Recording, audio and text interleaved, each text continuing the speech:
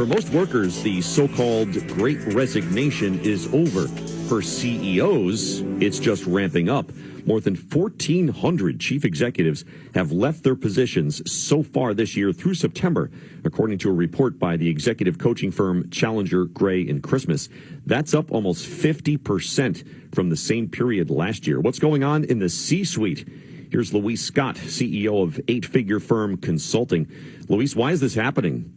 I mean, for me, what's happening is burnout. I mean, people are feeling incredibly stressed out about the changing environment in the workforce. I mean, when you think about COVID and work from home policies, the new generation of employees that I think a lot of CEOs don't understand, it's becoming overwhelmingly frustrating to work with that workforce. And there just needs to be a lot of adjustments. And many people in the highest ranks have not been able to pivot yet. Wow. All right. So develop that a little more since you brought it up. You say a lot of the CEOs don't understand today's maybe younger worker. That's on them, though. Well, it's on both, I guess. Right? How do you see that? Yeah, I think it's on them. I think it's on both. But I work with a lot of CEOs in the legal space, and one of the things that I hear is this unwillingness to adapt to the ever-changing workforce, and this feeling of they should remember what it was like to pay their dues. They should remember what it was like to work hard, 12-hour days, and to really climb up the ranks. And so I think they're just not willing to make that transition. And the most successful CEOs that I'm working with right now are making the transition. They're realizing that the workforce really does require something else from the leadership. Okay. And so does that mean then that these leaders should get a new kind of training? Yeah, I mean, I think training is part of it, and I think it's just coming to the realization that we are living in a different time, and you are going to experience burnout if the expectation is that people adapt to the way that things used to be. This work from home concept and hybrid work model, even if you ideologically don't believe in it, that is what people are demanding nowadays, and so we have to figure out a way to meet our staff and our workforce where they are instead of requiring them to just adhere to what we want. I get the sense from what you said that if you're a CEO who's not adapting to this new environment, it's like, I don't know, dragging a ball and chain around your ankle while trying to lead.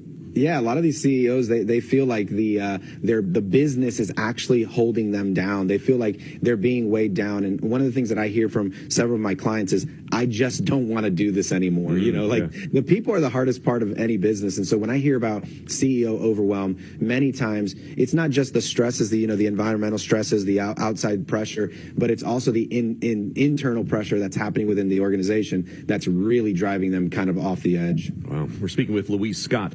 He is the CEO of eight-figure firm Consulting, and we're talking about CEO burnout since the pace of CEO resignations is very high right now. What do you say when a CEO says to you, I'm burnt out, but I want to stay? I mean, how do you overcome that? Yeah, I think one of the things is just going back to the reason that you became the leader to begin with. Like, I believe that leaders who are focused on people, who are focused on not necessarily just driving production, because that can become overwhelming if my only responsibility is to drive production, but rather focusing on developing people, making sure that your people create the systems that allow the company to run on its own. I think that's going to bring you back to the core reason why you became a leader to begin with, which was to influence people and the communities that you serve with your business. That's interesting. So square this then, right? Because most people, I think surveys show, leave a job because of their leader. And you're saying here, too, to a certain extent, a lot of these leaders are leaving because they don't understand today's worker.